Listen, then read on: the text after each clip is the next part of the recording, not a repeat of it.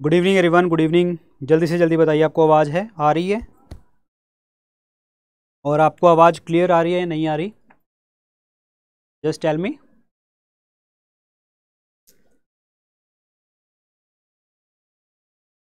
Good evening सबको, good evening. Good evening everyone, good evening. Am I audible or not? Yes or no? मैं खुद ही सुन के देख लेता हूँ। गुड इवनिंग सबको, good evening. Yes, all clear, सबको आवाज़ पहुँच रही है? ठीक है जी। तो गाइज़, आज हम स्टार्ट करेंगे अपना सेशन, और जो हमने टारगेट यूपीपीसीएस के अंतर्गत मैंने आपको क्वेश्चन डिस्कस करने हैं। बेस्ट 200 जनरल स्टडीज़ के एमसीक्यूज जो मैंने पहले सेट नंबर 1 डिस्कस कर दिया था। इसके अलावा भी अगर मैं बात करूं तो मैं सब्जेक्ट वाइज भी क्वेश्चंस लेता रहता हूं, आपके पॉलिटी, हिस्ट्री, ज्योग्राफी, इस तरीके से। लेकिन कुछ एक बेस्ट 200 क्वेश्चन है जो मुझे लगता है कि आपको बहुत हेल्प करेंगे एग्जाम में, तो उसका आज हम डिस्कस करने जा रहे हैं सेट नंबर 2। तो सेट नंबर 2 और इस क्लास को लेके आ रहा हूं मैं। मेरा नाम है डॉक्टर विपिन गोयल, जैसा कि आप सबको पता है। बढ़ते हैं आगे इस सेशन में आगे बढ़ने से पहले आपको मैं बता दूं, आप मुझे डिफरेंट सोशल मीडिया के ऊपर फॉलो कर सकते हो। जो भी अपडेट्स होते हैं आपको यहाँ पे मिलते हैं टेलीग्राम चैनल के ऊपर डॉक्टर विपिन गोयल के नाम से। मेरे साथ यहाँ पे 1,41,000 प्लस बच्चे जुड़े हुए हैं, और आप भी आके जुड़ सकते हैं। सारे लेक्चर्स, पीडीएफ वगैरह मैं सब कुछ यहाँ पे शेयर कर देता हूँ। इंस्टाग्राम के ऊपर आप जुड़ सकते हैं। कोई एग्जाम है, पेपर है, डाउट्स है, आप मुझे यहाँ पे ईमेल कर सकते हैं। जिस तरीके से आज हम क्वेश्चन डिस्कस करेंगे, अगर आप ऐसे ही मेरे साथ chapter wise, topic wise question पढ़ना चाहते हैं, और chapter wise, topic wise question पढ़ना चाहते हैं, तो आप मेरा पेड कोर्स ले सकते हैं, 10,000 एमसीक्यू कोर्स, जिसमें चैप्टर वाइज, टॉपिक वाइज तो क्वेश्चन है ही हैं। यूपीपीसीएस के मैंने आपकी यहाँ पे यूपीपीसीएस के लिए बेस्ट 500 एमसीक्यूज जो है मैंने इसमें अपलोड कर दिए हैं। यूपी के जीके इसके अंतर्गत आपको देखने को मिलती है। ये तो चीज़ें देखने को मिलेंगी ही मिलेंगी। इसके अलावा बहुत सारी चीज़ें हैं आपकी, जैसे स्टैटिक जीके का पार्ट है यहाँ पे, ठीक है, और प्लस आपके जो है यहाँ पे मॉक टेस्ट आपको देखने को मिलते हैं। अगर आप यूपी से अलावा जैसे बिहार जीके, बिहार से बिलोंग करते हैं तो बिहार के जीके भी इसमें इंक्लूड है। एमपी से बिलोंग करते हैं तो एमपी की जीके भी इसके अंतर्गत इंक्लूड की गई है। तो आप इन चीज़ों को भी आप देख सकते हैं। इसमें आप कोड लगा लेना VIP 50, तो आपको यहाँ पे डिस्काउंट मिल जाएगा। जीएस कोर्स की अगर मैं बात करता हूँ तो ये हमारा एक थियरी कोर्स है, बिल्कुल बेसिक टॉपिक वाइज चीज़ें इसमें हमने स्टडी करी हैं। अब आप इन कोर्सेज को कहाँ से ले सकते हैं? स्टडी IQ ऐप पे, जहाँ हमारी website studiiq.com।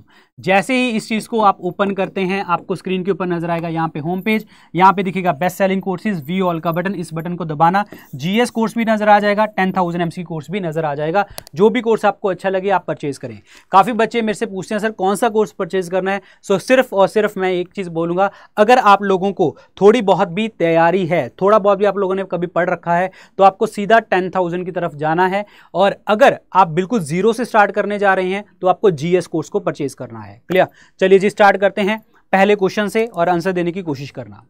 Yes, good evening, good evening, good evening सबको, गुड इवनिंग। चलिए जी, पहला क्वेश्चन देखिए जी क्या कहता है। पहला क्वेश्चन देखो स्क्रीन के ऊपर क्या कहता है। शाबाश, आंसर बताइए जी, आंसर बताइए फटाफट।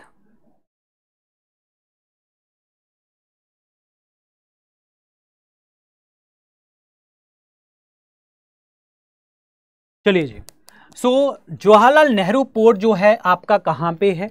जवाहरलाल नेहरू पोर्ट जो देखने को मिलता है, आपको देखने को मिलता है, that is in the Maharashtra. Answer number B is the correct answer. Jawaharlal Nehru port Maharashtra में है, जिन्हें आप नावा शेवा के नाम से भी जानते हैं। नावा शेवा पोर्ट के नाम से भी जाना जाता है। Answer number B. महाराष्ट्र में मेरे दिमाग में 2-3 चीजें आती हैं। बार्क, बाबा एटॉमिक रिसर्च सेंटर के हेडक्वार्टर हैं।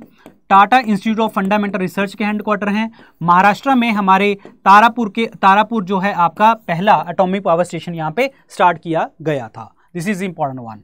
गुजरात के अंदर अगर मैं बात करता हूं तो यहाँ पे आपका कांडला पोर्ट देखने को मिलता है, जिन्हें हम आजकल क्या कहते हैं, दीनदयाल पोर्ट के नाम से जाना जाता है। और ये हमारा टाइडल पोर्ट है जो टाइड्स द्वारा बनाया जाता है। गुजरात के अंतर्गत एक आपका एशियाटिक लायंस के लिए, एशियाई शेरों के लिए एक फेमस नेशनल पार्क है जिसका नाम क्या है, Gir national park. This is also very very important one. Clear.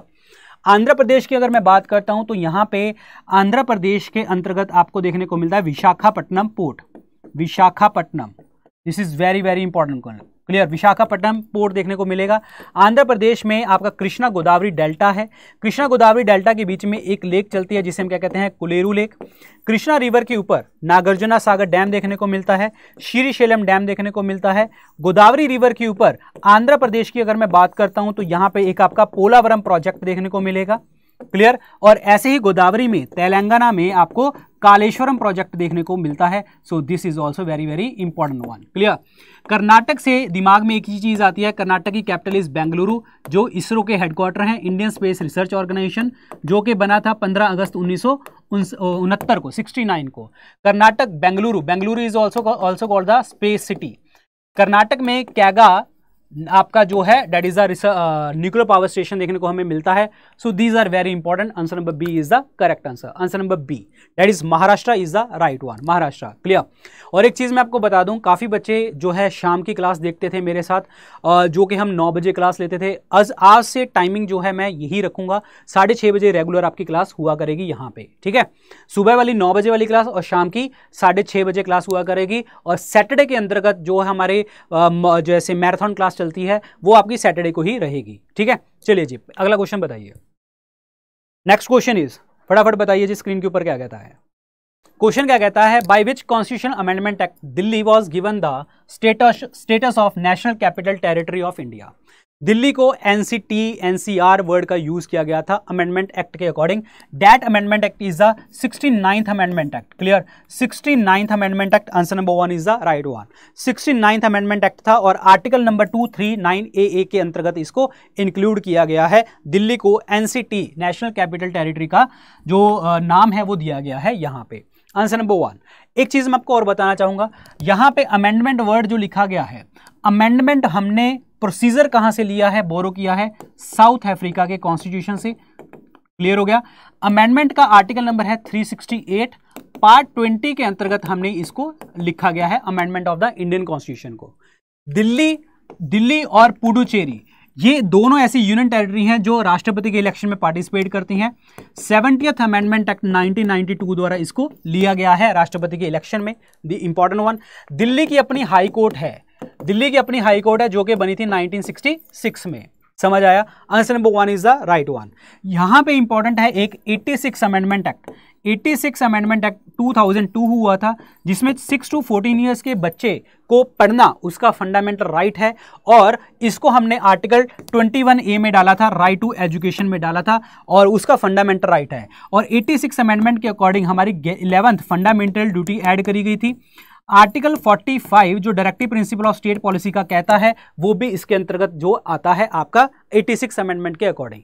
So this is very important question. Clear. So answer इसमें क्या बनने वाला है आपका, A is the correct one, A option. Yes, बहुत बढ़िया, शाबाश। क्लियर हो गया आप लोगों को। चलिए जी अगला देखते हैं question. Which of the following is included in the primary sector of the economy. Primary sector of the Indian economy में कौन से सेक्टर आते हैं। देखिए सीधी सी बात है, इकोनॉमी अर्थशास्त्र की बात करें, भारतीय अर्थव्यवस्था की अगर हम बात करें तो 3 सेक्टर मेन हम बात करते हैं, प्राइमरी, सेकेंडरी और टर्शरी।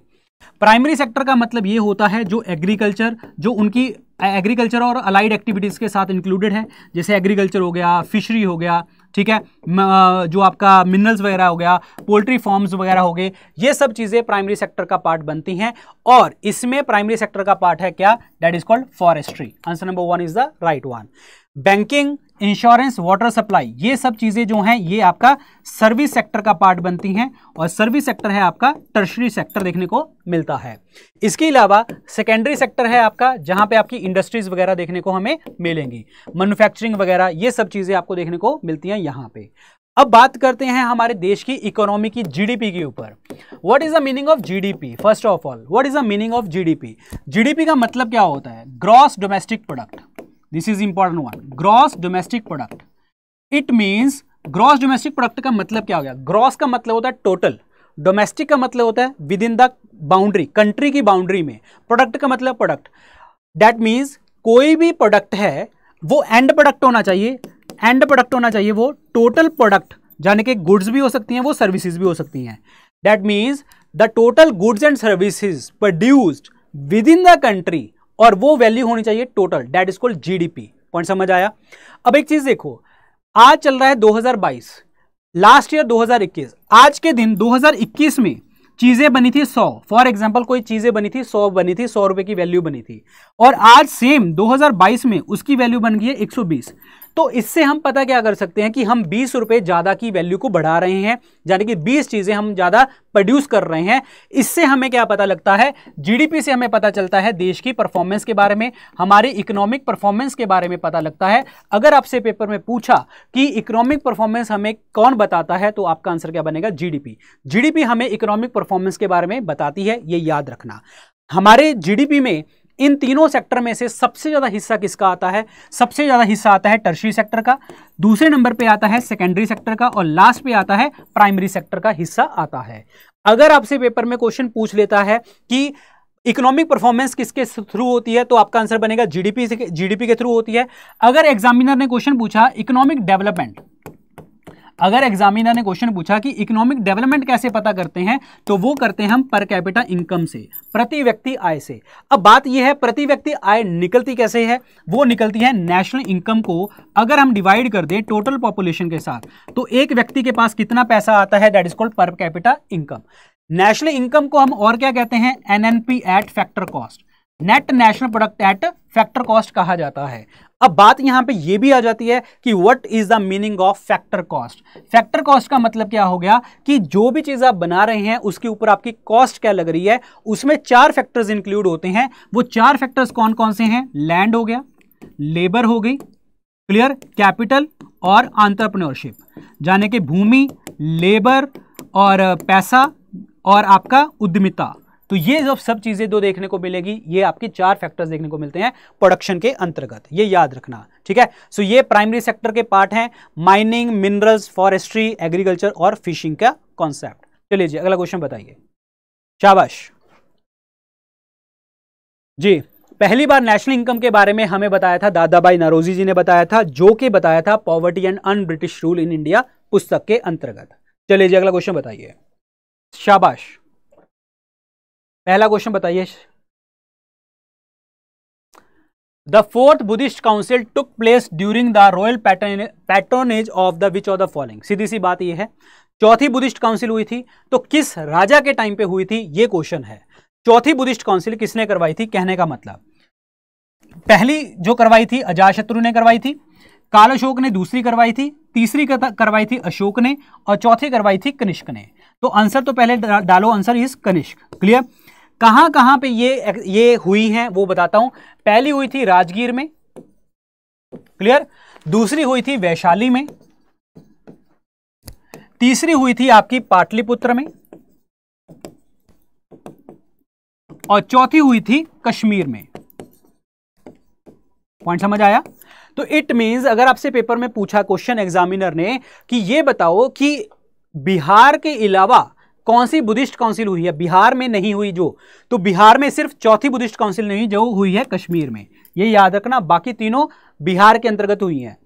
पहली आपकी जो बुद्धिस्ट काउंसिल थी, यहां पे चेयरपर्सन कौन थे? महाकश्यप, कश्यप। दूसरी में चेयरपर्सन कौन थे? दैट इज आपके सबा कमी, सबा कमी। तीसरी में कौन थे? मोगली पोत्तिस, चेयरपर्सन थे ये। और चौथी में कौन थे चेयरपर्सन? वासुमित्र, चेयरपर्सन थे। और डिप्टी चेयरपर्सन थे कौन? अश्वघोष।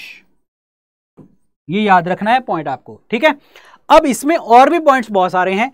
पहली बुद्धिस्ट काउंसिल जो अजातशत्रु के टाइम पे हुई थी, यहां पे विनय पिटक और सुत पिटक लिखे गए थे, क्योंकि बुद्ध धर्म के अंदर 3 पिटक मशहूर हैं। मशहूर क्या? 3 पिटक हैं, और 3 पिटक जो हैं आपकी पाली भाषा में लिखे गए हैं। जो पहली काउंसिल में लिखे गए थे विनय पिटक और सुत पिटक।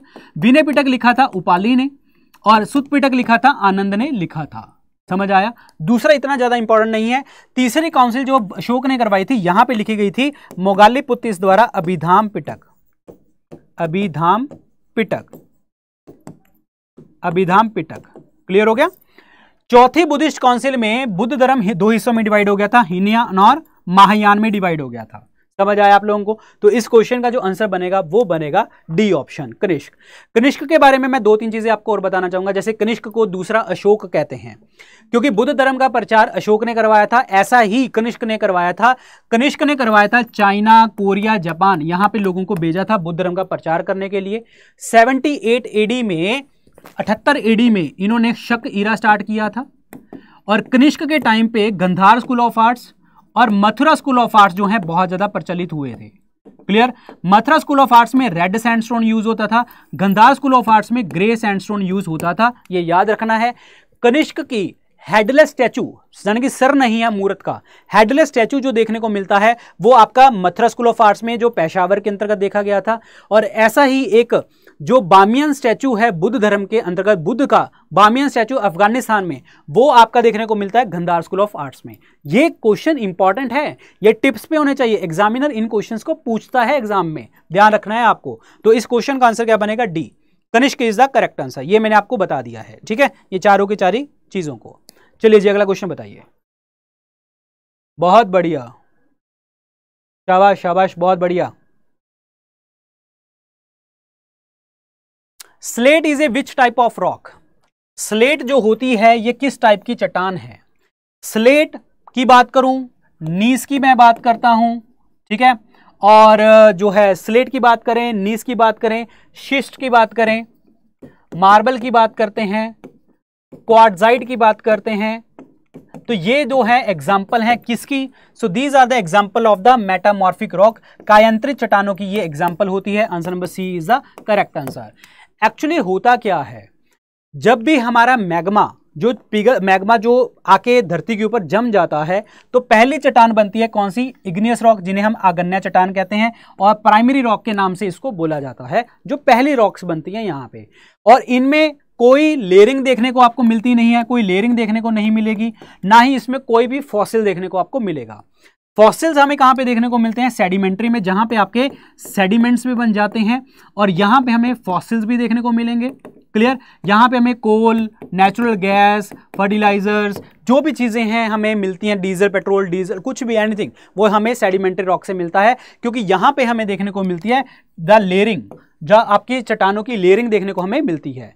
और थर्ड है आपका मेटामॉर्फिक, जब इनके ऊपर टेम्परेचर, एयर प्रेशर, एनीथिंग, कोई भी आपका जो है इफेक्ट डलता है, उसके बाद मेटामॉर्फिक रॉक जो है आपकी कन्वर्ट हो जाती है। तो इसका आंसर क्या बनेगा? C is the correct answer. Metamorphic rock is the right answer. Metamorphic rock अब ये बनती कैसी है? देखो, शेल से कन्वर्ट हुई स्लेट में, फिर आगे फाइलाइट, फिर आपकी नीस, इसमें कन्वर्ट हो जाती है। तो मेटामॉर्फिज्म जो है आपका बढ़ता चला जा रहा है, यानी कि चीजें चेंजेस होती चली जा रही हैं, कायांतरित होती चली जा रही हैं। तो इसका आंसर आपका क्या बनने वाला है? That is C option is the correct answer, metamorphic rock. चलिए जी अगला क्वेश्चन बताइए। बहुत बढ़िया, बहुत बढ़िया। रेबीज जो है आपकी वो किससे होती है? रेबीज जो है ये किसके कारण होती है? इसके लिए एक वायरस रिस्पॉन्सिबल है जिसे हम कहते हैं rabies virus. Answer number C is the correct answer. ये कुत्ते के काटने से हो जाती है, जिस कुत्ते को, डॉग को जो है रेबीज हो रखा हो। इसीलिए रेबीज का दूसरा नाम क्या होता है हमारा? हाइड्रोफोबिया भी इसको कहते हैं, क्योंकि इससे पानी से डर लगने लग जाता है यहाँ पे। Answer number C is the correct answer. Virus को ढूंढा किसने था? वायरस की स्टडी को वायरोलॉजी कहते हैं। सेंटर कहाँ पे है वायरोलॉजी के? हमारे पुणे के अंतर्गत देखने को मिलते हैं। वायरोलॉजी के जनक इवानोवस्की कहा जाता है इनको। पहला वायरस ढूंढा था tobacco mosaic virus. Tobacco board of India कहाँ पे है? गुंटूर, आंध्र प्रदेश में देखने को हमें मिलता है। क्लियर। टोबैको की अगर हम बात करते हैं तो 31 of May is the no tobacco day. 31 is the no tobacco day, ये याद रखना है, ठीक है। और टोबैको हमारे इंडिया में लेके कौन आए थे? पोर्तुगीज लेके आए थे, लेकिन जहांगीर ने उसको कंजम्पशन को बैन किया हुआ था भारत देश में। Bacteria is bacteriology study. Fungus की स्टडी इज कॉल्ड माइकोलॉजी। कौन सा फंगस खा सकते हो आप? एडिबल फंगस कौन सा है आपका? That is mushroom. Mushroom is the edible fungus, ये याद रखना है। प्रोटोजोआ, प्रोटोजोआ से कारण होती है। Answer number C is the right answer. Virus, तो मैंने आपको बताया ना डॉग के कारण होती है ये मेनली। चलिए जी अगला आंसर बताइए, अगला क्वेश्चन बताइए। शाबाश, बहुत बढ़िया।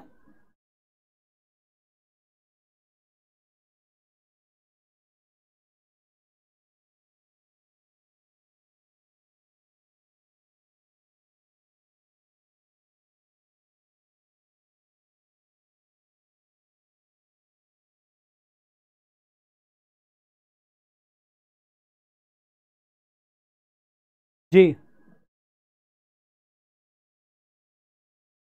बरौनी ऑयल रिफाइनरी जो है आपकी कहां पे देखने को मिलती है?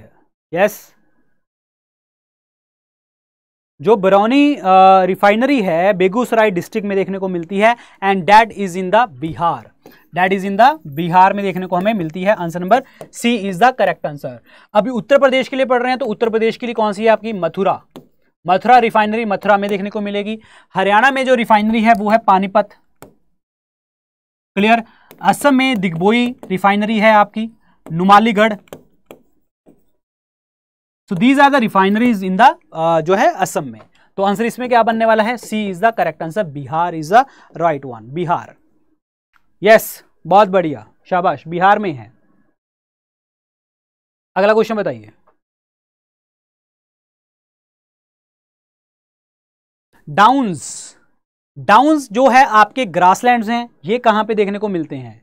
Downs are the grasslands, grass land means मतलब घास के मैदान, घास भूमि, ये हमें देखने को मिलते हैं कहां पे? सो that is seen in the, very good very good, Australia में देखने को हमें मिलते हैं। Answer number D is the correct answer. Australia में ग्रेट डेजर्ट देखने को हमें मिलता है, क्लियर। सिम्पसन डेजर्ट देखने को हमें मिलता है, ग्रेट सैंडी डेजर्ट देखने को मिलता है। और जब यहाँ पे आग लग जाती है ना जंगलों को, तो उसको बुश फायर के नाम से जानते हैं।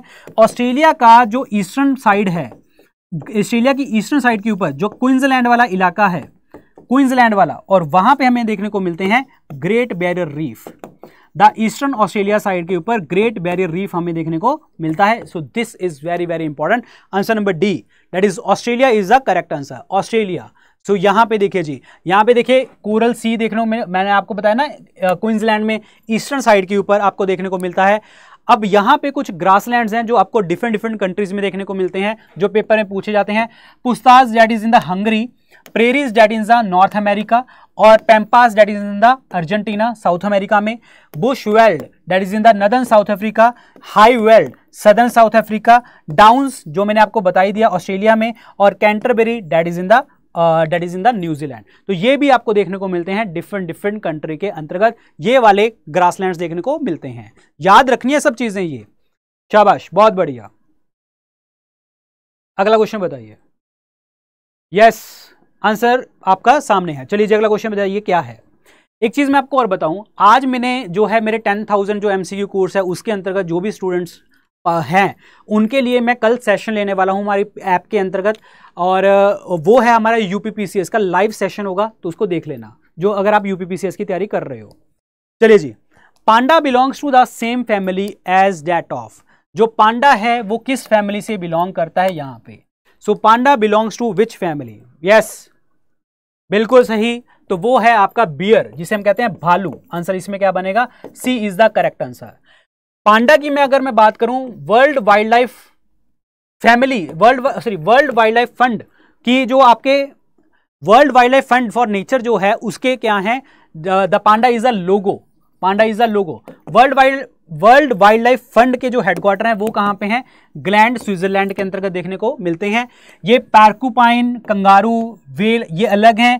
ये जो हैं आपके जो है पार्कुपाइन इज मैमल, ठीक है। Well is also the mammal, the biggest one. Kangaroo जो है मार्सुपियल एनिमल्स हैं। ये पाउचेस में अपने बच्चों को रखते हैं। और कंगारू किस देश के लोगों को बोला जाता है? That is Australia. ऐसे न्यूजीलैंड वाले इलाकों को कीवीज बोला जाता है। पॉइंट समझ आया आप लोगों को? ये याद रखना है आपको। तो answer number C is the correct answer. अच्छा, मैमल्स किसे कहते हैं? जो जिनके मेमोरी ग्लैंड्स हों। और एक चीज आपको और बताता हूं, विविपेरस पूछा जाता है कई बार कि what are the viviparous animal. Viviparous animal वो होते हैं जैसे हम लोग हैं जो यंग वंस को प्रोड्यूस करते हैं, ये आर कॉल्ड विविपेरस। क्लियर हो गया आप लोगों को? यस। और अच्छा, एक क्वेश्चन ये भी पूछा जा सकता है आपसे कि एक ऐसे बताइए कौन से ऐसे मतलब स्पीशीज हैं जो मैमल तो हैं लेकिन वो अंडे देती हैं, मतलब वो यंग वन को प्रोड्यूस नहीं करते। अगर अंडे देने वाले की बात करें तो वो होते हैं ओविपेरस, और उनमें दो स्पीशीज हैं आपकी, कौन कौन सी? एक तो है spiny anteater, spiny anteater जिसे हम कहते हैं एक्डीनिया, क्लियर, और एक है डक बिल्ड प्लेटिपस। ये याद रखने वाले क्वेश्चन हैं, पेपर में सीधे सीधे आपको देखने को मिलते हैं। ये समझ आया आप लोगों को? तो इस क्वेश्चन का आंसर बनेगा सी। ये हैं आपके इंसेस्ट्री, छोड़ो ये करने की जरूरत नहीं है, बट आपको पता होना चाहिए बियर भी इसमें बिलोंग करते हैं। चलिए जी अगला क्वेश्चन बताइए। बहुत बढ़िया जी। The basic structural and the functional unit of living organism is, बहुत सिंपल क्वेश्चन है, ये तो डेफिनेशन ही है। The structural and the functional unit of living being is called cell, जिसे हम कहते हैं कोशिका। Answer number 1 is the correct answer, cell is कोशिका। सेल की स्टडी की बात करें तो सेल की स्टडी को हम क्या कहते हैं? साइटोलॉजी कहा जाता है। सेल पहली बार वर्ड जो दिया था, किसने दिया था हमें? रॉबर्ट हुक ने दिया था।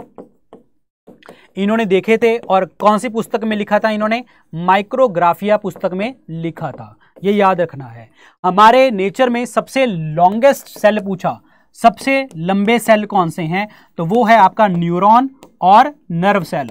और एक चीज मैं आपको बता दूं, न्यूरॉन और नर्व सेल एक ऐसे सेल हैं जिनकी जो है रीजनरेशन कैपेसिटी सबसे कम होती है। एक बार टूट गए तो खत्म। दैट मीन्स कि जैसे चोट लग जाती है ना, न्यूरॉन ब्रेन वगैरह से सारी चीजें जुड़ी हुई हैं, ब्रेन को चोट लगी, न्यूरॉन टूट गया तो याददाश्त, कोमा, कुछ भी हो सकता है। तो इसीलिए मिनिमम रीजनरेशन पावर, मतलब दोबारा से बनने की शक्ति कम है। अच्छा, अगर आपसे ये पूछ लिया कि ऐसा कौन सा ऑर्गन है, कौन सी चीज है जो दोबारा से दोबारा बन सकती है, वो ऑर्गन है हमारा लीवर, जिसे हम कहते हैं यकृत। मैक्सिमम रीजनरेशन कैपेसिटी होती है। क्लियर? लॉन्गेस्ट सेल तो ये हो गए। अगर आपसे पूछा कि स्मॉलेस्ट सेल बताओ, सबसे स्मॉलेस्ट सेल कौन से हैं, तो वो है PPLO. This is called pleuropneumonia like organism, जिनको हम और क्या कहते हैं? माइकोप्लाज्मा भी कहा जाता है। क्लियर? और इनको हम कहते हैं jokers of the living world. Jokers of the living world का मतलब क्या हो गया? Jokers of the living world का मतलब ये होगा कि जब हम इसको माइक्रोस्कोप में देखते हैं ना, तो देवर लाइक डांसिंग, ये डांस कर रहे हैं, इसलिए इनको जोकर्स बोला जाता है। ये याद रखना है आपको। सेल और सेल मिलते हैं तो आपका टिश्यू बनता है, टिश्यू और टिश्यू मिलते हैं तो ऑर्गन बनता है, ये याद रखना है। Answer number A is the correct answer, cell. Cell के अंदर ये वाली जो आपकी ऑर्गेनेल्स वगैरह हैं देखने को मिलती हैं। जैसे कि अगर मैं बात करूं माइटोकॉन्ड्रिया, माइटोकॉन्ड्रिया में डीएनए होता है। माइटोकॉन्ड्रिया को powerhouse of the cell भी कहते हैं। क्लियर? एटीपी मॉलिक्यूल यहां पे बनता है। एटीपी मॉलिक्यूल को energy currency of the cell भी कहा जाता है। ATP molecule is adenosine triphosphate. Mitochondria को respiratory site of the cell भी इसको कहा जाता है, ये याद रखना। न्यूक्लियस की बात करें, इसको हम कहते हैं control room of the cell. Nucleus के अंदर का डीएनए होता है। डीएनए से न्यूक्लियस के अंदर क्या क्या बन सकता है? आरएनए और प्रोटीन बनता है, ये याद रखना है आपको। ठीक है? डीएनए से आरएनए बनने के प्रोसेस को हम क्या कहते हैं? ट्रांसक्रिप्शन कहा जाता है। और आरएनए से प्रोटीन बनने के प्रोसेस को कहते हैं हम ट्रांसलेशन कहा जाता है, ये याद रखना है। पॉइंट समझ आया? राइबोसोम की अगर मैं बात करूं तो इसे हम क्या कहते हैं? That is called protein factory of the cell. Protein factory of the cell कहा जाता है। और राइबोसोम बने होते हैं आपके आरएनए के। क्लियर? एंडोप्लाज्मिक रेटिकुलम दो टाइप के होते हैं, एक तो स्मूथ और एक रफ। रफ वाले जो होते हैं वो प्रोटीन बनाते हैं, जो स्मूथ वाले होते हैं वो फैट बनाते हैं। प्लाज्मा मेम्ब्रेन जो होती है ये आपके प्लांट्स में भी और एनिमल्स दोनों में देखने को मिलती है। और प्लाज्मा मेम्ब्रेन जो बनी होती है वो बनी होती है फॉस्फोलिपिड की, यानी कि फॉस्फोरस और फैट की बनी होती है। ये क्या करते हैं? बॉडी से एक्सचेंज करवाते हैं, लिक्विड्स एक्सचेंज करवाया जाता है प्लाज्मा मेम्ब्रेन से। लाइसोसोम जो होते हैं इन्हें हम क्या कहते हैं? Suicidal bag of the cell कहा जाता है। और ये क्या करते हैं? Within the cell infection को खा लेते हैं, इसीलिए ये परफॉर्म क्या करते हैं? इंट्रासेलुलर डाइजेशन, मतलब सेल के अंदर ही खा जाते हैं ये। क्लियर हो गया? गोल्जी बॉडीज क्या करते हैं? ये चीजों को ट्रांसपोर्ट करते हैं आपके किसी भी सेल के अंतर्गत। They are called transport for the cell. ये याद रखने वाली चीजें हैं सारी। यस, हाँ, घूम गए हो हैं? क्या हो गया? सर ने पता नहीं क्या पढ़ा दिया। क्योंकि पेपर में ऐसी चीजें देखने को मिलेंगी ना, जब देखोगे तो आपको डॉक्टर विपिन गोयल ही याद आएंगे। ठीक है? तो पढ़ लो, बस पढ़ लो, मैं यही कहूंगा। चलिए अगला क्वेश्चन बताइए। Which tree gives the natural rubber? Yes, natural rubber की बात करते हैं। यस, नेचुरल रबर की बात करें, नेचुरल रबर हमें देखने को मिलती है कहां से? लेटेक्स ऑफ द प्लांट से देखने को मिलती है। और कौन से प्लांट से? That is called Hevea brasiliensis. Answer इसमें D is the correct answer. Answer number D. Natural rubber world wide देखने को मिलती है आपको थाईलैंड में। नेचुरल रबर इंडिया में भी देखने को मिलती है केरल में। केरल को हम और क्या कहते हैं? स्पाइसिटी के नाम से क्या जाना जाता है। क्लियर। यहां पे वेम्बनाड लेक भी देखने को मिलती है और यहाँ पे स्पाइसिटी भी कहते हैं, नेचुरल रबर देखने को मिलती है। और यहाँ पे थोरियम देखने को मिलता है जो कि देखने को मिलता है मोनाजाइट सैंड ऑफ केरल में। मोनाजाइट सैंड ऑफ केरल में। थोरियम की और कौन सी है? Pitch blend. क्लियर। और थोरियम जो है आपका रेडियोएक्टिव सब्सटेंस है। रेडियोएक्टिव सब्सटेंस वो होते हैं जहां से अल्फा, बीटा और गामा रेज निकलती हैं। एंड में हमेशा गामा रेज निकलती हैं, फ्रीक्वेंसी ज्यादा होती है। और रेडियोएक्टिविटी को किसने बताया था हमें? हेनरी बैकुरल ने, मैरी क्यूरी ने, पेरी क्यूरी ने। मेनली नाम हेनरी बैकुरल का आता है। रेडियोएक्टिव सब्सटेंस का एंड प्रोडक्ट हमेशा होता है लेड। लेड जो है पीबी। इसकी और कौन सी है? गैलीना। क्लियर।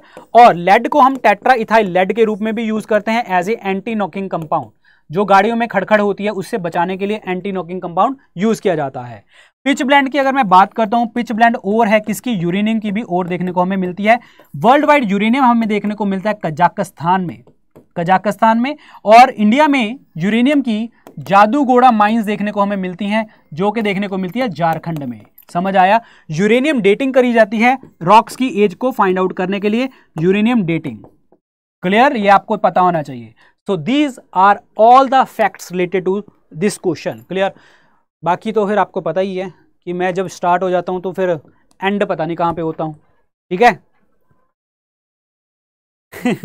बच्चे कह रहे हैं कि कैसे याद रखता हूं, तो दिस इज प्रैक्टिस। क्योंकि मैं हमेशा आपको बताता हूं कि 3 चीजें याद रखना, रिवीजन, रेपिटेशन, रिवीजन। हमेशा मैंने आपको बात बोली है पेड कोर्स के अंतर्गत भी और यहां पे भी। ऐसे ही अगर मैं ये एक क्वेश्चन आपको 10 बार रिपीट कर दूं ना, आपके मन में घुस जाएगा। तभी मैं आपको बताता रहता हूं कि आप चीजों को रिवीजन किया करो, रिपीट किया करो, रिवीजन किया करो, तब जाके ये चीजें दिमाग में घुस जाएंगी। मैं क्या सुपर ह्यूमन बीइंग हूं जब भगवान ने मेरे दिमाग में डाल दी ये सब चीजें? ऐसा नहीं है। रेपिटेशन, रिवीजन, रेपिटेशन, यही आपका, अगर आपके दिमाग में है ना चीजें तो आप कर जाओगे, मैं आपको बता दूं। और चीजों को इंटरलिंक करने की कोशिश किया करो। चलिए जी अगला क्वेश्चन देखिए जी क्या कहता है। Round revolution is for, round revolution जो है वो किस चीज के लिए है? So this is for the potato. Answer number D is the correct answer. Tomato के लिए रेड है, रेड के लिए मीट भी, red revolution is for meet and tomato. Onion के लिए जो है पिंक है, पिंक भी है। और प्रॉन के लिए भी है, प्रॉन प्रोडक्शन के लिए भी देखने को मिलता है। एप्पल के लिए है आपका गोल्डन रेवोल्यूशन। और गोल्डन रेवोल्यूशन हॉर्टिकल्चर के लिए, बागबानी के भी देखने को आपको मिलता है हॉर्टिकल्चर के लिए। गोल्डन से याद करना, गोल्डन फाइबर पूछ लिया अगर, तो गोल्डन फाइबर जो होता है वो होता है जूट के प्रोडक्शन के लिए। वर्ल्ड वाइड जूट आपको देखने को मिलता है इंडिया में, दूसरे नंबर पे बांग्लादेश में देखने को मिलेगा। पॉइंट समझ आया? Answer number D. टोमेटो के अंतर्गत आपका एक एसिड होता है जिसे हम कहते हैं oxalic acid. Clear. Oxalic acid rust spot को मिटाने में आपको काम करता है, जंग के निशान मिटाने में आपको हेल्प करता है। ऑनियन के अंतर्गत जब हम प्याज काटते हैं तो आपको आंसू आने लग जाते हैं। आंसू क्यों आते हैं? Due to the sulphur. Clear. लेकिन ऑनियन के अंदर होता क्या है? पोटाशियम देखने को हमें मिलता है। और पोटाशियम और सोडियम आयन जो होते हैं वो एसिड बेस बैलेंस करने में आपको हेल्प करते हैं, मसल कॉन्ट्रैक्शन में भी मदद करते हैं आपको बॉडी को। क्लियर। एप्पल के अंतर्गत सबसे ज्यादा देखने को मिलता है आयरन। आयरन इसीलिए जब आप एप्पल को काटते हो तो आपको देखने को मिलता है ना, लाल लाल सा हो गया, अंदर से जंग लग गई, तो वो क्या होता है? आयरन के कारण होता है। जब भी लोहे के ऊपर जंग लगती है तो उसको हम कहते हैं रस्टिंग, रस्टिंग कहा जाता है। रस्टिंग के लिए आपको 2 चीजों की जरूरत होती है, एक तो पानी, अब मॉइस्चर जिसे हम कहते हैं, और एक आपका लोहा एंड ऑक्सीजन की प्रेजेंस। क्लियर। तो जाके आपको रस्टिंग लग जाएगी। लोहा जंग लग गई तो अंदर से खाली होने लग जाएगा, जिसे हम क्या कहेंगे? कोरोजन कहेंगे। कोरोजन कहा जाता है उस चीज को। क्लियर। लोहे के ऊपर जिंक की परत चढ़ा दी जाती है, जिस मेथड को हम क्या कहते हैं? गैल्वेनाइजेशन कहा जाता है, गलवनीकरण भी इसको कहते हैं। क्लियर हो गया आप लोगों को? Answer number D, that is potato. ये आपके डिफरेंट रेवोल्यूशन है। जैसे कि ब्लैक की बात करूं petrol, blue fish, brown for cocoa, leather वगैरह, फूड, ये गोल्डन याद कर लीजिए, ये बता दिया मैंने, गोल्डन फाइबर बता दिया। Green is for food grain, जो मेनली व्हीट और राइस के लिए था। Grey fertiliser, pink onion prawn के लिए, रेनबो कंप्लीट हो गया, रेड भी मैंने बता दिया, राउंड भी बता दिया। Silver is for the egg production, silver fibre for the cotton, ये याद रखना है। और कॉटन के लिए सॉइल कौन सी चाहिए आपको? रेगुड सॉइल, जिसे हम क्या कहते हैं? ब्लैक सॉइल कहा जाता है। वाटर रिटेंशन बहुत ज्यादा होती है और बाद में इसमें क्रैक्स पड़ जाते हैं, ये याद रखना। White revolution is for milk production. White revolution के जनक कौन है? That is doctor Verghese Kurien. Very very important question, clear. Operation flood, operation flood is for, again operation flood is also for the milk revolution, clear. Yellow जो है वो oil seeds के लिए देखने को आपको मिलता है। क्लियर हो गया आप लोगों को, ये याद रखना। चलिए जी अगला क्वेश्चन बताइए। बहुत बढ़िया बहुत बढ़िया बहुत बढ़िया। चलिए जी अगला क्वेश्चन बताइए जी। कौन सी इंडस्ट्रियल पॉलिसी को बोला जाता है इकोनॉमिक कॉन्स्टिट्यूशन? मतलब सीधी सी बात यह है, हमारा जो मैग्ना कार्टा है इंडस्ट्री के लिए, वो कौन से ईयर को बोला जाता है? वो बोला जाता है 1956 के ईयर को बोला जाता है। क्यों बोला जाता है? क्योंकि इसमें हमने 3 इंडस्ट्रीज को निकाला था, स्केड्यूल में डाला था, स्केड्यूल ए, बी और सी। स्केड्यूल ए में जो है सारी की सारी कितनी थी? पब्लिक सेक्टर कंपनी थी आपकी, और इसमें 17 इंडस्ट्री थी। This is super important question. आपसे पेपर में पूछा जाता है कि पब्लिक सेक्टर में कितनी आपकी जो है, पब्लिक सेक्टर में जो है आपकी कितनी जो है इंडस्ट्रीज रह गई थी? That was 17। क्लियर हो गया आप लोगों को। और बी वाले में जो है मिक्स्ड है, जिसमें आपकी प्राइवेट प्लस पब्लिक दोनों थी, और ये थी आपकी टोटल 12। पॉइंट समझ आया? और सी कैटेगरी में जो थी आपकी, वो टोटल जो है आपकी ओनली प्राइवेट कंपनी थी, ये याद रखना। पर यहां पे सबसे ज्यादा इंपॉर्टेंट ये 17 नंबर है, जो कि पब्लिक सेक्टर के अंतर्गत 1956 में देखने को हमें मिला था। ये याद रखने वाला क्वेश्चन है, याद करना, गलती से भी गलती मत कर देना। समझ आया? Answer number B. क्लियर हो गया आप लोगों को? चलिए, एसआई यूनिट बतानी है आपको किस चीज की? एनर्जी की एसआई यूनिट क्या है? एनर्जी की एसआई यूनिट क्या है? That is joule. Answer number C is the correct answer. Answer number C. Clear हो गया आप लोगों को? एंड 1 अर्ग इज इक्वल टू 10⁻⁷ जूल, ये आपको याद रखना है, ये भी समझ आया। और वॉट जो यूनिट होती है वो किसकी होती है? पावर की। और एक होता है horsepower. Horsepower is equal to 746 watt. 746 watt. Answer number C is the correct answer. Joule is the right one. Joule हो गया। Kilogram metre square per second square भी आपकी यूनिट देखने को मिलती है। So this is important one. Power की kilogram metre square per second cube देखने को मिलती है, एसआई यूनिट। अगला बताइए, केमिकल विनेगर क्या होता है? केमिकली विनेगर, सिरका जो होता है वो क्या होता है? सिरका, विनेगर जाने के सिरका क्या होता है? That is called acetic acid. Answer number D.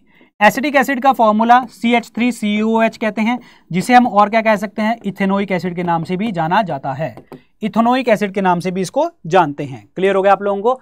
Ethyl alcohol जो होती है, शराब होती है।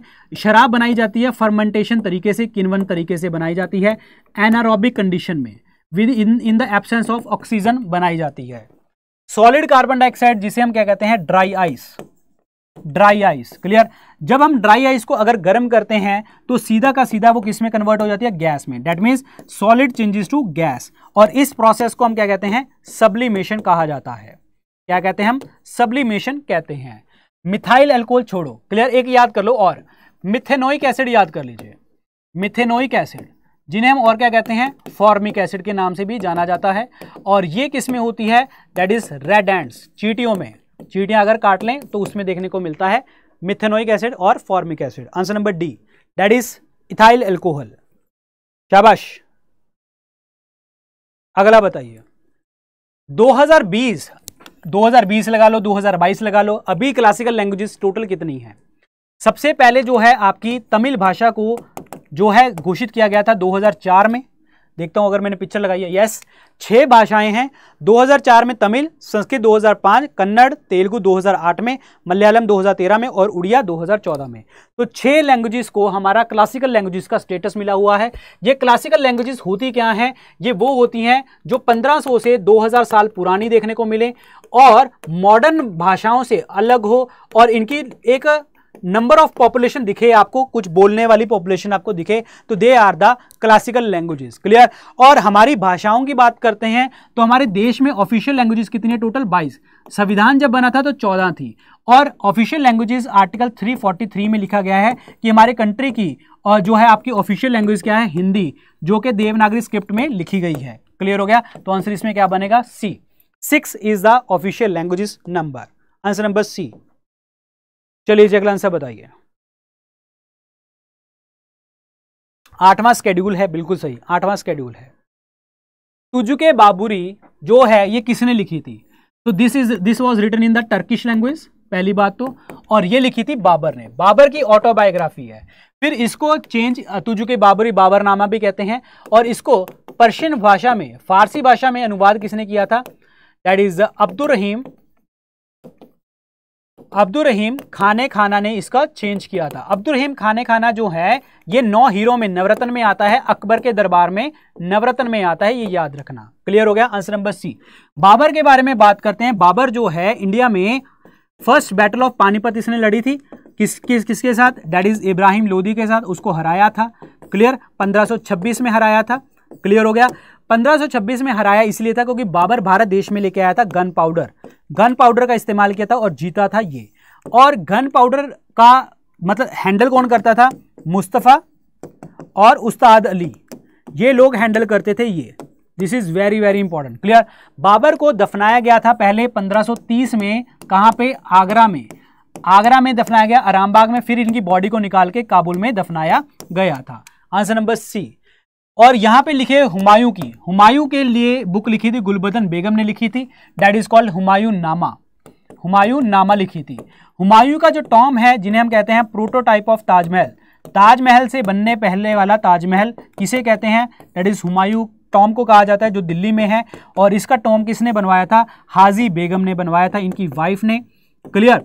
और इसको डिजाइन किसने किया था? मलिक मिर्जा गियास, और जो मलिक मिर्जा गियास और सैयद मोहम्मद ने इसको डिजाइन किया था। क्लियर हो गया आप लोगों को। हुमायूं की 2 लड़ाइयां, बैटल ऑफ चौसा 1539 और बैटल ऑफ कन्नौज, जिसे हम बिलग्रिम की लड़ाई भी कहते हैं, और ये लड़ाई लड़ी थी 1540 में। किसके अगेंस्ट? शेरशाह सूरी के अगेंस्ट लड़ी थी। और दोनों लड़ाइयों में हुमायूं हारा था, शेरशाह सूरी जीता। और उसके बाद जो है शेरशाह सूरी का सुर एम्पायर स्थापित हो गया भारत देश में। जहांगीर ने भी पुस्तक लिखी थी, that is Tuzuke Jahangiri. Clear हो गया। मेनली टाइम लाहौर में व्यतीत करता है भाई ये।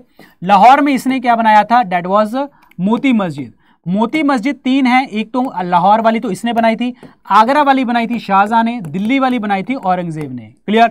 जहांगीर को पेंटर किंग के नाम से भी जानते हैं और पियक्कड़ भी किंग है। ये शादी करता है मैरूनिशा के साथ, जिसको ये नूरजहां का टाइटल दे देता है।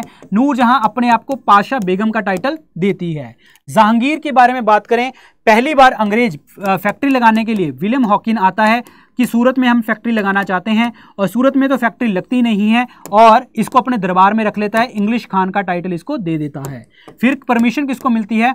थॉमस रॉय को फैक्ट्री लगाने के लिए परमिशन मिलती है सूरत में। पॉइंट समझ आया आप लोगों को? Answer number C is the correct answer. Babur is the right one. Babur. Clear हो गया। ये इतनी चीजें जितनी मैंने लिखी है ना, अगर आपके दिमाग में नहीं घुस रही ना ये चीजें, जब आपके दिमाग में ऐसे माइंड मैप्स नहीं बन रहे, तो आपकी तैयारी करना व्यर्थ है। मैं आपको बता दूं, ऐसी तैयारी करनी चाहिए आपको कि हाँ चीज बोले, नाम बोलो, 10 फैक्ट आपके सामने। समझ आया आप लोगों को? तो ऐसी तैयारी होती है। Yes. Chain of justice, that's it. Chain of justice जंजीर आदिल, जो कि आगरा के किले के बाहर थी। क्लियर हो गया आप लोगों को? चलिए जी अगला बताइए। Laho is a folk dance of which of the following state? जो लाहो है ये कौन सी स्टेट का जो है आपका फोक डांस है? So this is Meghalaya. Answer number A is the correct answer. Meghalaya को हम और क्या कहते हैं? अबॉर्ड ऑफ द क्लाउड्स, यानी कि बादलों से घिरा हुआ कहा जाता है, अबॉर्ड ऑफ द क्लाउड्स। मेघालय में गैरो, खासी, जयंतिया, ये 3 हिल्स देखने को आपको मिलती हैं। मेघालय में जो है आपको डेट इज मेघालय मौसमराम एक जगह है जहां पे सबसे ज्यादा बारिश होती है। यहाँ पे चीरापूंजी में भी बारिश होती है। गोवा की बात करता हूं, गोवा में सलीम अली बर्ड सेंचुरी देखने को हमें मिलती है। Salim Ali is the bird man of India. Clear. Birds की स्टडी को, पक्षियों की स्टडी को हम क्या कहते हैं? ऑर्निथोलॉजी। क्लियर हो गया आप लोगों को। बर्ड्स के अंदर जो बोन्स होती हैं, जो होलो होती हैं, उनको हम क्या कहते हैं, न्यूमेटिक बोन्स के नाम से जाना जाता है। गोवा के अंतर्गत हमारे नेशनल सेंटर है for the polar ocean research, polar ocean research के हेडक्वार्टर हैं जो आपके जो है गोवा के अंतर्गत हैं। अंटार्कटिक के अंदर हमारा रिसर्च स्टेशन है दक्षिण गंगोत्री, भारती और मैत्री। क्लियर। ऐसे ही आर्कटिक ओशन के अंतर्गत हमारा रिसर्च स्टेशन है दैट इज कॉल्ड हिमाद्री, ये आपको याद रखना है। So this is important one. Clear. Mizoram में अगर मैं बात करूं डेम्पा टाइगर रिजर्व देखने को मिलेगा। सिक्किम में कंचनजंगा नेशनल पार्क है आपका। कंचनजंगा नेशनल पार्क जो है एक मिक्स्ड वैरायटी है, मतलब मिक्स्ड कल्चरल और नेचुरल साइट है हमारी, यूनेस्को की वर्ल्ड हेरिटेज साइट में आता है। क्लियर। सिक्किम भारत देश का 22वां राज्य बना था 36 अमेंडमेंट एक्ट 1975 के अकॉर्डिंग, ये याद रखना। सिक्किम के बारे में बात करें, पहली ऑर्गेनिक स्टेट है भारत देश की, और ओपन डिफिकेशन फ्री स्टेट, मतलब खुले में शौच ना करने वाली पहली स्टेट कौन सी बनी, अगेन सिक्किम बनी थी। क्लियर। यूनेस्को की बात करी मैंने, यूनेस्को के हेडक्वार्टर कहां पे हैं, पेरिस में। पेरिस में हेडक्वार्टर OECD के भी हेडक्वार्टर हैं, organisation for economic cooperation development. Clear हो गया आप लोगों को। Yes, answer number A, Meghalaya is the correct one. अगला बताओ। गोवा को आजाद कराने के लिए ऑपरेशन विजय हुआ था, बिल्कुल सही है। चलिए जी। The core of the earth is composed of, जो पृथ्वी का कोर है आपका एंड वाला हिस्सा है, वो किससे बना होता है, तो वो बना होता है निफे से, that is nickel and iron से बना होता है। Answer number C is the correct answer. Nickel और आयरन निफे कहा जाता है। क्लियर हो गया। क्रस्ट की बात करूं, क्रस्ट में मेनली आपको सिलिका देखने को मिलता है, सिलिकॉन वगैरह। ठीक है, answer number C is the correct answer. अगर मैं अर्थ क्रस्ट की बात करूं, धरती के अंदर अर्थ क्रस्ट की बात करता हूं, तो सबसे ज्यादा एलिमेंट की बात करें तो एलिमेंट में सबसे ज्यादा मिलता है हमें कौन सा, that is oxygen, then silica और एल्यूमिनियम, आयरन और आपका कैल्शियम, ये देखने को मिलता है। अगर एलिमेंट फॉर्म में पूछा तो ऑक्सीजन, सिलिकॉन, एल्यूमिनियम, आयरन ऐसे।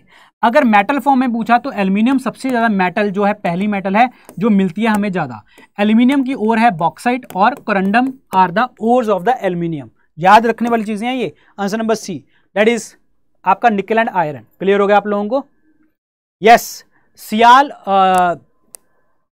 क्रस्ट में सियाल और सियाल और सीमा देखने को मिलते हैं, सिलिकॉन, एल्यूमिनियम, सिलिकॉन, मैग्नीशियम देखने को मिलता है। यस, चलिए जी अगला आंसर बताइए। Lowest place in the Asian continent is, Asian continent के अंतर्गत जो है आपका लोएस्ट प्लेस कौन सा है, so that is called Dead Sea. Answer number A. और ये सलाइन है, नमक वाला एरिया है। नमक में जो प्लांट्स उगाए जाते हैं उन्हें हम क्या कहते हैं, हेलोफाइट्स। क्लियर हो गया आप लोगों को। और रेड सी की बात करूं, रेड सी और मेडिटेरेनियन सी जो जुड़ते हैं वो किससे जुड़ते हैं, सुइज कैनाल से, सुइज कैनाल से जुड़ते हैं। Answer number A is the correct answer. Dead Sea is the right one. Dead Sea सबसे लोएस्ट पॉइंट डेड सी है, सबसे हाईएस्ट पॉइंट माउंट एवरेस्ट है।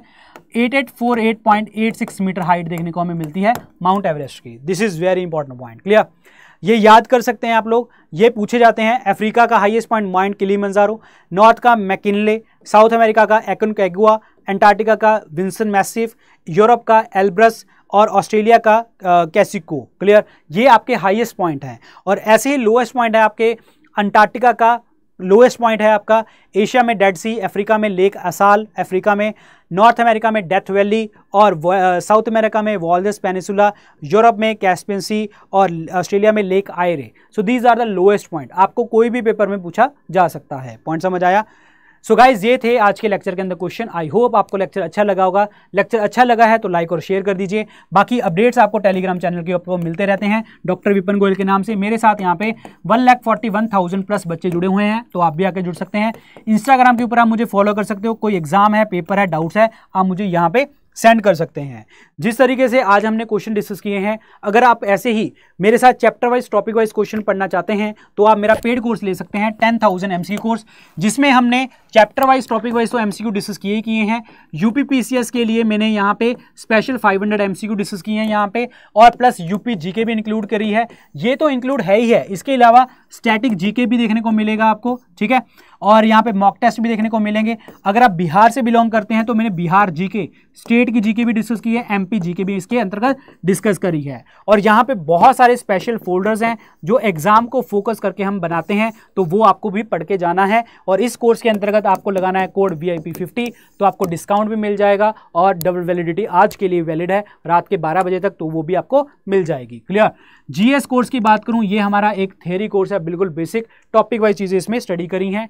अब आप इन कोर्सेज को कहां से ले सकते हो? StudyIQ ऐप पे, जहां हमारी वेबसाइट studyiq.com। जैसे ही आप इसको ओपन करते हैं आपको स्क्रीन के ऊपर नजर आएगा होम पेज, यहाँ पे दिखेगा best selling courses, view all का बटन। इस व्यू ऑल के बटन को जैसे आप दबाएंगे GS कोर्स और 10,000 MCQ कोर्स आपको नजर आ जाएगा। जो भी कोर्स अच्छा लगे आप परचेज करें, प्रेपरेशन को आगे बढ़ाएं। क्लियर। आप में से काफी स्टूडेंट मुझसे पूछते हैं सर कौन सा कोर्स परचेज करना है।